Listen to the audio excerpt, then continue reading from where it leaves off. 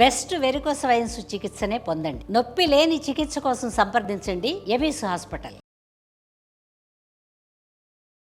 Hello everyone, మీరు చూస్తున్న Suman TV. నేను మీ కీర్తి. నాతో పాటు మోటివేషనల్ స్పీకర్ నాదెండ్ల భారతి గారు ఉన్నారు. నమస్తే మ్యామ్. నమస్తే అండి. రీసెంట్ టైమ్స్లో మీ ప్రొఫైల్ చెక్ చేశాను ఇన్స్టాగ్రామ్లో. చాలా ఇంట్రెస్టింగ్గా అనిపించింది. అక్కడికే ఆగిపోకూడదు, సుమన్ టీవీ ప్రేక్షకులు కూడా మీరు కనెక్ట్ అవ్వాలి అనిపించి ఈరోజు ఇక్కడికి పిలిపించాను. Thank you so much for accepting our invitation. Thank you so much Keerthi. So toxic relationship గురించి మీరు మాట్లాడినప్పుడు నాకు చాలా ఇంట్రెస్టింగ్ అనిపించింది ma'am. Okay. So 3 different types of questions మనం ఈ వీడియో ద్వారా ప్రేక్షకులకి అందించగలిగితే, టాక్సిక్లో ఉన్నాము అని రిలేషన్షిప్లో ఉన్నప్పుడే వాళ్ళకి అర్థమవుతుంది. Be it a girl, boy, men, women, who are it maybe. కానీ లోతులో వెళ్ళిపోయో, ముందుకు వెళ్ళి వెనక్కి రాకనో కొంచెం కన్ఫ్యూజన్ స్టేట్లో ఉంటారు. అసలు టాక్సిక్ అంటే ఏంటి మ్యామ్ మీ దృష్టిలో? ఎందుకంటే ఇప్పుడు నాకు ఓవర్ లవ్ ఉండొచ్చు, అది ఎదుటోడికి టాక్సిక్ అవ్వుండొచ్చు కదా. దాన్ని ఎట్లా డిఫరెన్షియేట్ చేయాలి? సో ఫస్ట్ మీరు అడిగిన క్వశ్చనర్ని నేను స్టెప్ బై స్టెప్ డివైడ్ చేస్తాను. టాక్సిక్ అనేది మనం ఇంగ్లీష్ టర్మినాలజీ వాడుతున్నాము. తెలుగులో టాక్సిన్ అంటే అసలు ఏంటంటారు చెప్పండి, మీ ఉద్దేశం ప్రకారం, మీ ఐడియా చెప్పండి. ఇంకా మనం తట్టుకోలేనిది, ఓవర్ అనుకోవచ్చా? ప్రాపర్గా అంటే విష పదార్థం. విష పదార్థం. ఎస్, టాక్సిన్స్ అంటే విష పదార్థం. శరీరానికి అవసరం లేనిది కూడా విష పదార్థం. మన బాడీ టాక్సిన్స్ రిలీజ్ చేస్తుంది అంటారు కదా. అంటే శరీరానికి పనికిరాని ఒక వ్యర్థం, ఒక విష పదార్థం, వీటన్నిటిని కూడా టాక్సిన్స్ అంటారు. మరి శరీరానికే మనం టాక్సిన్ అన్నప్పుడు ఒక రిలేషన్షిప్లో అది టాక్సిన్ అంటే మనకు అసలు బేరబుల్గా ఉండదు కదా. డ్రైవ్ చేయాలి ఆ రిలేషన్షిప్ అసలు? అంటే అది విషంగా మనకి ఏం చేస్తుందో, ఎప్పుడు కాటేస్తుందో తెలియదు అన్నంతగా ఎందుకు తీసుకెళ్ళాలి? మధ్యలోనే రియలైజ్ అయ్యే పరిస్థితి ఉండదంట. అవుతారు. నేను ఫస్ట్ ఆఫ్ ఆల్ అంటే టాక్సిక్ అంటే ఏంటి అంటే వాళ్ళ బిహేవియర్ ఎలా ఉంటే దాన్ని టాక్సిక్గా మనం ట్రీట్ చేయొచ్చు చెప్తాను. తర్వాత మీరు అడిగిన క్వశ్చన్కి నేను నెక్స్ట్ వస్తాను. అది ఎయిదర్ అంటే మనం ఇప్పుడు స్పెసిఫిక్గా బాయ్ ఆర్ గర్ల్ అంటలా ఇద్దరు పర్సనాలిటీస్ గురించి మాట్లాడుకుంటున్నాం. ఒక పర్సనాలిటీ రెండో వాళ్ళ మధ్యలో కమాండ్ ఉంటుంది, కంట్రోల్ ఉంటుంది. అసలు ఫస్ట్ బేసిక్గా టాక్సిన్ అనే దానికి మనం నిర్వచనం ఎక్కడ ఇవ్వచ్చు అంటే ఐసోలేషన్ చేస్తారు వాళ్ళు. అంటే నేను తప్ప నీకు వేరే ప్రపంచం వద్దు, నీ ప్రపంచం నుంచి నువ్వు డిస్కనెక్ట్ అయిపో, నీకు నేను మాత్రమే ప్రపంచం. దీన్ని ఐసోలేషన్ అంటాం. ఆ బిహేవియర్ స్టార్ట్ అవుతుంది. ఓకే. అది ఎయిదర్ అమ్మాయికి కానీ అబ్బాయికి కానీ వాళ్ళకి తెలిసిపోతూ ఉంటుంది. అది యాక్చువల్గా టాక్సిన్లోకి మనం వెళ్ళిపోతున్నాం అన్నది తెలిసిపోతుంది అనమాట. అండ్ వాళ్ళు మనల్ని ఐసోలేట్ చేస్తున్నారు అన్నది కూడా తెలిసిపోతుంది. అందరికి దూరం చేస్తున్నారు అన్నది తెలిసిపోతుంది. వాళ్ళు ఎందుకు దూరం చేస్తారు అంటే వీళ్ళకి ఎక్కడ సపోర్ట్ చేస్తారో, లేదా వీళ్ళకి ఎక్కడ గైడ్ చేస్తారో, వీళ్ళకి ఎక్కడ సజెషన్స్ ఇస్తారో అన్న భయం, ఒక రకమైన ఇన్సెక్యూరిటీ ఆ అవతల మనిషికి ఉంటుందన్నమాట. రెండోది ఏంటంటే కొంచెం గొడవ ఎక్కువైంది అనుకోండి, లేదా ఇద్దరి మధ్యలో క్లాషెస్ ఎక్కువ వచ్చాయి, ఒక క్రైసిస్ పాయింట్కి రీచ్ అవుతారు. అప్పుడు వీళ్ళు వాళ్ళకి కంప్లీట్ అండగా నిలబడతారు. అంతే కదా, మీ వెనక ఇద్దరు నిలబడ్డారు అన్నప్పుడు నాకు మీతో గొడవ పెట్టుకోవడానికి భయం వేస్తుంది కదా. సో ఇలాంటి సపోర్ట్ సిస్టమ్ నుంచి మిమ్మల్ని సపరేట్ చేయడం కోసం వాళ్ళు ఫస్ట్ ఐసోలేట్ చేసేస్తారు మిమ్మల్ని. That is the first primary step in toxic relationship. తర్వాత రెండోది ఏమవుతుందంటే ఓవర్ పొసెషన్ కనిపిస్తుంది. అంటే ఇక నువ్వు నా దానివే, లేదా నువ్వు కేవలం నా వాడివే, ఇది కనిపిస్తుంది అనమాట. మీరు సోషలైట్ అయితే వాళ్ళు భరించలేరు, నలుగురితో కలిసి తిరుగుతుంటే భరించలేరు. అండ్ ఇన్ఫ్యాక్ట్ మీ కెరియర్లో కానీ మీ ఎడ్యుకేషన్లో కానీ మీరు గ్రోత్ అవ్వడానికి కూడా వాళ్ళు సహించుకోలేకపోతారు. అంటే మీ సోషలైజం వాళ్ళకి నచ్చదు, అండ్ మీ గ్రోత్ కూడా నచ్చదు. ఎందుకు అంటే మీరు పెరుగుతూ ఉండే కొద్దీ మీ పరిధి పెరుగుతుంది, మీ అవేర్నెస్ పెరుగుతుంది, మీ ఎక్స్పోజర్ పెరుగుతుంది. సో మీరు ఎక్కువ నాలెడ్జిబుల్ అవ్వడం కూడా వాళ్ళకి కష్టం అవుతుంది అనమాట. అంటే దాని గురించి కూడా వాళ్ళు ఈ గ్రోత్ని కంట్రోల్ చేయడానికి ట్రై చేస్తారు. తర్వాత డిమాండింగ్స్ ఉంటాయి అండ్ డామినేషన్ ఉంటుంది. మీరిద్దరూ కలిసి ఒక ప్లేస్కి వెళ్ళారనుకోండి, నలుగురిలోకి వెళ్ళారనుకోండి, వాళ్ళు నీకేం తెలియదు, నువ్వు ఉండు, నేను చెప్తా, లేదా దాని డామినేషన్. లేదు ఎట్లా అంటే ప్రేమగా చెప్పినట్టు, దానికి ఏం తెలియదు, వాడికి ఏం తెలియదు. సో మనకేమనిపిస్తుంది అంటే అబ్బో నిజమే, నేను చాలా innocent, either he or she is protecting me అని మనకు అనిపిస్తుంది. బట్ అది indirectly they are showing their dominism. అది సో డిమాండ్స్ ఉంటాయి బాగా. తర్వాత కంట్రోల్ ఉంటుంది, కమాండ్ ఉంటుంది. ఎలా అంటే వాళ్ళకి నచ్చిన వాళ్ళతోటే మనం మాట్లాడాలి, మనకు నచ్చింది మనం చేయకూడదు. ఆ తర్వాత అడుగుతారు కూడా వాళ్ళు రిపీటెడ్గా, నువ్వు నాకు నచ్చదు కదా, నువ్వు ఆ అబ్బాయితోటో లేదా అమ్మాయితోటో మాట్లాడడం, ఎందుకు మాట్లాడుతున్నావు, నాకు ఇట్లాంటి బట్టలు వేసుకుంటా నచ్చదు కదా, నువ్వు ఎందుకు వేసుకుంటున్నావు, నాకు యాక్చువల్గా ఆ ఫుడ్ ఇష్టం లేదు, నువ్వు ఎందుకు తింటున్నావు. అంటే మన ఫుడ్ హ్యాబిట్స్ కూడా మనకి తెలియకుండా అకార్డింగ్లీ అయిపోతూ ఉంటుంది అనమాట. సో నా లైఫ్ లో నేనంటూ ఉండను, ఎగ్జాక్ట్లీ చెప్పారు. స్లోలీ ఈ రిలేషన్షిప్ లో మీరు కొంత దూరం ప్రయాణం చేసిన తర్వాత మీరు వెనక్కి తిరిగి చూసుకుంటే మీరు కనపడరు. మీరు అనేది అసలు ఉండరు, ఆ అవతల వ్యక్తి మాత్రమే ఉంటారనమాట. సో వీటన్నిటిని కూడా మనం ఓవరాల్ గా టాక్సిక్ సిమ్టమ్స్ గా చెప్పొచ్చు. మ్యామ్ ఇనీషియల్ గా ఏదో నచ్చే మనం అట్రాక్ట్ అవుతూ ఉంటాం కదా, మేల్ అయినా ఫీమేల్ అయినా. Yeah. మరి కొన్ని రిలేషన్షిప్ లో మనం చూస్తాం, ముందు నచ్చింది నీకు ఇప్పుడు నచ్చట్లేదా, ముందు ఇదే చూసి నన్ను ఇష్టపడ్డావు, ఇప్పుడు నువ్వు ఇవే నన్ను పాయింట్ అవుట్ చేస్తున్నావు, అలా మనం కంపారిజన్స్ చూస్తూ ఉంటాం కదా. మరి ఇది ఎంతవరకు కరెక్ట్?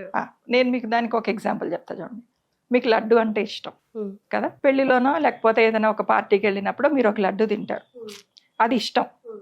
మీకు లడ్డు ఇష్టమనని పార్టీలో ఆ పెళ్లిలో వేరే ఏ భోజనము పెట్టకుండా కేవలం మీ విస్తట్లో లడ్డూలే పెట్టారనుకోండి, మీకు లడ్డు ఇష్టమే కదా, ఐ డోంట్ యూ ఈట్, మొహం వత్తుతుంది. కరెక్టా కాదు? సో అండ్ ఇంటెన్సిటీ పెరుగుతుంది. మీకు నచ్చిన లక్షణం కూడా ఇంటెన్సిటీ పెరుగుతుంది. మీకు వైట్ కలర్ ఇష్టం, రోజు వైట్ వేసుకుంటారా? అది. సో మీకు నచ్చినది తర్వాత ఎందుకు నచ్చకుండా అయిపోతుంది అంటే దాని ఇంటెన్సిటీ పెరుగుతుంది, అందుకు నచ్చరు అనమాట. సో గమనించాము, తెలుస్తుంది something somewhere is going wrong, ఇది దీని ఇలా వదలకూడదు, ఇది ఎప్పుడు విషమై నన్ను కాటేస్తుందో తెలియదు అని రియలైజ్ అయ్యి అక్కడి నుంచి వెనక్కి రావడం ఎలాగా, లేదా విడిపోవడం ఆర్ డిస్పాచ్ అవ్వడం ఎలాగా? యాక్చువల్గా టాక్సిసిటీలో ఉండే తమాషా ఏంటంటే అదే ఎయిదర్ మ్యారేజ్ కానీ, అంటే మనం రిలేషన్షిప్ అని మాట్లాడుకోక్కర్లా, ఈవెన్ మ్యారేజెస్లో కూడా ఎయిదర్ మ్యారేజ్ కానీ లేకపోతే రిలేషన్షిప్ కానీ కంప్లీట్ టాక్సిసిటీ ఉండదు. అంటే ఎంతో కొంత పార్టు అవతల వ్యక్తిలో కొంత మంచితనం కూడా ఉంటుంది. కానీ దీని నుంచి మనం ఎట్లా బయటపడాలి అని అంటే ముందు దీనిలో ఒక ప్యాటర్న్ ఉంటుంది అనమాట. దీనిలో యాక్చువల్గా సైకాలజీ ప్రకారం 3 స్టెప్స్ చెప్తాం. ఫస్ట్ స్టెప్ ఏంటంటే పెయిన్ఫుల్ ఫేజ్. అంటే అవతల మనిషి మిమ్మల్ని ఇంత విపరీతంగా ఇబ్బంది పెట్టినప్పుడు మీకు బాడీలో కార్టిజాల్ రిలీజ్ అవుతుంది అనమాట. దాంతో మీరు స్ట్రెస్కి గురవుతారు. స్ట్రెస్కి గురవ్వగానే మీరు కొంచెం దూరం అవుతారనమాట. అది వాళ్ళకి అర్థమవుతుంది. అర్థమయ్యి సెకండ్ దాన్ని రిలాక్స్ ఫేజ్ అంటాం. ఆ సెకండ్ ఫేజ్లో ఏం చేస్తారంటే వచ్చి కాళ్ళు గడ్డాలు పట్టుకుంటారు, ఇంకెప్పుడు ఇలా చేయను, ఇదే లాస్ట్ సారి, ఈ ఒక్కసారికి నన్ను క్షమించవా, ఇలాంటివన్నీ చెప్తారనమాట. చెప్పగానే we feel little bit good. So మన బాడీలో ఏమవుతుందంటే ఫీల్ గుడ్ హార్మోన్ రిలీజ్ అవుతుంది, దట్ ఈస్ కాల్డ్ డోపమిన్ అనమాట. ఇది సెకండ్ ఫేజ్. థర్డ్ ఫేజ్లో ఏమవుతుందంటే ఎప్పుడైతే మీరు రిలాక్స్ అయ్యారు అని వాళ్ళు కనిపెడతారో దాన్ని ఇంకొంచెం ఇంకొక స్టెప్ ముందుకు తీసుకెళ్తారు. That is physical bond phase, regaining phase అంటాం అనమాట దాన్ని. సో ఆ టైంలో థర్డ్ హార్మోన్ రిలీజ్ అవుతుంది. ఆ టైంలో ఏమవుతుందంటే వాళ్ళు ఒక హగ్ ఇస్తారు, లేకపోతే ఒక కిస్సింగ్ అవుతుంది, లేకపోతే ఇంకొంచెం ఫిజికల్ బాండ్ కూడా అవ్వచ్చు. సో దానివల్ల ఏమవుతుందంటే ఆ బంధం ఇంకొంచెం బలపడిపోతుంది. సో ఎప్పుడు పెయిన్ రిలీఫ్ ఈ బాండ్లో ఉండే తమాషే అదనమాట. మీరు కంప్లీట్ పెయిన్ ఉన్నా మీరు ఆలోచించుకోవచ్చు, కంప్లీట్ రిలీఫ్ ఉంటే అసలు ఆలోచించాల్సిన అవసరమే లేదు. కానీ ఇదొక థాట్ ప్రాసెస్, అంటే ఇదొక స్టేజ్ వారీగా ఈ జగిలు అవుతూనే ఉంటాయి అన్నమాట ఈ 3 హార్మోన్స్. దానివల్ల ఏమవుతుందంటే మన బ్రెయిన్కి ఒక రకమైన దీన్ని లా ఆఫ్ ఫెమిలియారిటీ అంటారు. అంటే బ్రెయిన్ ఏం చెప్తుందంటే ఈ నొప్పి నీకు అలవాటే, ఈ నొప్పి తర్వాత రిలీఫ్ వస్తుంది, కాబట్టి ఈ నొప్పిని నువ్వు నొప్పిలాగా తీసుకోక్కర్లేదు, you need not to act accordingly అని చెప్తూ ఉంటుంది అనమాట. అది కూడా మనం దాంట్లో నుంచి బయటకు రాలేకపోవడానికి కారణం. అంటే ఇంకొకటి ఏమవుతుందంటే ఎస్పెషల్లీ ఈ టాక్సిక్ రిలేషన్షిప్లో ఉన్న మనిషికి డైలమా ఉంటుందంట. అంటే మేబీ అతను కరెక్టో లేకపోతే ఆవిడ కరెక్టో, నేనే తప్పేమో, అతను నా వైపు ప్రేమ కరెక్ట్గానే చూపిస్తున్నట్టున్నారు కానీ నేను సరిగా అర్థం చేసుకోవటం లేదు అనే ఒక డైలమా ఫేజ్ ఉంటుంది. సెకండ్ది ఏంటంటే జడ్జిమెంట్ గురించి భయం. అంటే సొసైటీ, మనకు తెలిసిన క్లోజ్ సర్కిల్, అతను లేకపోతే ఆవిడ బాగున్నంతసేపు నువ్వు అతనితో బాగున్నావు, కొంచెం నీకు ఇబ్బంది కలగగానే వదిలేసావు అని మనల్ని ఎక్కడ బ్లేమ్ చేస్తారో అని సొసైటీ జడ్జిమెంట్ గురించి మనం భయపడతాం అనమాట. ఇది సెకండ్ థాట్ వాళ్ళకి జరిగేది. థర్డ్ థాట్ ఏంటంటే హోప్. అంటే ఒక ఇల్యూషన్ హోప్, ఈ మనిషి రేపు ప్రొద్దున మారుతాడు, నా ప్రేమ స్వచ్ఛమైందైతే ఈ మనిషిని మారుస్తుంది, సో రేపు ప్రొద్దున ఇలా ఉండదు అనే ఒక ఫాల్స్ హోప్ వల్ల కూడా మనం ఆ రిలేషన్షిప్లో కంటిన్యూ అయిపోతూనే ఉంటాం అనమాట మనకు తెలియకుండా. సో రియలైజ్ అయ్యాము, అవ్వట్లేదు, ఒకవేళ మ్యారేజ్ అయితే ఎంతవరకు లాగలితే ఆ ఇన్స్టిట్యూషన్ని ముందుకు తీసుకెళ్లాలనే ప్రయత్నిస్తాం. సరే మ్యారేజ్ కాకుండా ఒక boy friend girl friend relation వరకే అని అంటే కొంచెం ఇంకా స్కోప్ ఉంటుంది ఈజీగా బయటికి రావడానికి. సో తెలుస్తోంది అవ్వట్లేదు, బయటికి రావాలి, ఎట్లా రావాలి, మీరు ఇచ్చే సజెషన్? ఫస్ట్ మనం ముందు అనుకున్నది టాక్సిసిటీలో మొదలయ్యే మొదటిది ఏంటి, మిమ్మల్ని ఐసోలేట్ చేయడం కదా. సో మీరు దాని నుంచి బయటపడడానికి కూడా చేయాల్సిన ప్రయత్నం అక్కడి నుంచి మొదలవ్వాలి. అంటే మీ సపోర్ట్ సిస్టమ్ ఏదైతే ఉంటుందో, ఫ్యామిలీ కావచ్చు, లేకపోతే మీ క్లోజ్ ఫ్రెండ్ సర్కిల్ కావచ్చు, ఏదైనా కానీ వాళ్ళతో తిరిగి మీరు కోపప్ అవడానికి ట్రై చేయాలి. అంటే ఆ సర్కిల్ని మళ్ళీ మీరు దగ్గరికి చేర్చుకోవాలన్నమాట. చేర్చుకున్నప్పుడు వాళ్ళతోటి మీ థాట్స్ని మీరు షేర్ చేసుకుంటారు, మీకు కొంత ఎమోషనల్ బర్డెన్ తగ్గుతుంది, ఎమోషనల్ షేరింగ్స్ వస్తాయి, ఆబ్వియస్లీ వాళ్ళు మీకు సజెషన్స్ ఇస్తూ ఉంటారు. సో అలా కొంత మనకి ఎమోషనల్ బర్డెన్ తగ్గుతుంది ఒకటి. తర్వాత రెండోది ఏంటంటే, ప్రపంచంలో ఆ వ్యక్తి కాదు, ఇతర వ్యక్తులు కాదు, అందరికన్నా మీకు మీరు ముఖ్యం అన్నది మీరు రియలైజ్ అయిన రోజున మీకంటూ ఒక గోల్ పెట్టుకోవాలి. అంటే అప్పటి వరకు ఆగిపోయి ఉంటాయి, చదువులు ఆగిపోయి ఉంటాయి, కెరియర్ ఆగిపోయి ఉంటుంది, లేకపోతే ఇంకేదైనా ఒక హాబీ ఆగిపోయి ఉండొచ్చు, ఇలాంటివి చాలా ఉంటాయి. సో తిరిగి ఆ గోల్స్ని అచీవ్ చేసుకోవడానికి మీరు దాని పట్లే ఏకాగ్రత పెట్టుకుని ఉండాలన్నమాట. అన్నిటికన్నా ఇమీడియట్ డైవర్షన్ చాలా ఇంపార్టెంట్ అనమాట. సో ముందు మన సర్కిల్ మనం ఏర్పరచుకున్నాం, తర్వాత మీరు పర్సనల్గా ఎలా ఎదగాలి అన్నది ఏర్పరచుకుంటాం. తర్వాత కొంత గ్యాప్ తీసుకోవడం కూడా చాలా ఇంపార్టెంట్. ఆ గ్యాప్లో వాళ్ళకి మీ విలువ, మీకు వాళ్ళ విలువ, లేదా ఇద్దరి మధ్య ఈ గ్యాప్ తోటి చాలా మందికి దూరం కూడా పెరుగుతుంది. ఇంకా లాభం లేదు అనుకున్నప్పుడు అవతల వాళ్ళు కూడా ఎంత ట్రై చేస్తారు, ఎంతో కొంత వెనక్కి తగ్గుతారు కదా. సో అలా కూడా జరుగుతుంది అనమాట. కాబట్టి కొంత అది దాన్ని ఏమంటారంటే వాంటెడ్ అవాయిడ్నెస్ అంటారు. సో వాళ్ళని కావాలని మనం కొంచెం దూరం పెట్టడం. సో ఇలా కూడా చేసుకోవచ్చు. ఆ తర్వాత అందరికీ మేము చెప్పేది ఏంటంటే రిలాక్సేషన్ థెరపీస్ ఉంటాయి. అంటే మీకు అవ్వడం లేదు అన్నప్పుడు ఒక కౌన్సిలర్ని కలవడం, కొంచెం ఇంట్లోనే బ్రీదింగ్ ఎక్సర్సైజెస్ లాంటివి చేసుకోవడం, మీ రొటీన్ కూడా, మీ శరీరం బాగుంటేనే మీ మనసు బాగుంటుంది, కరెక్టా కాదా.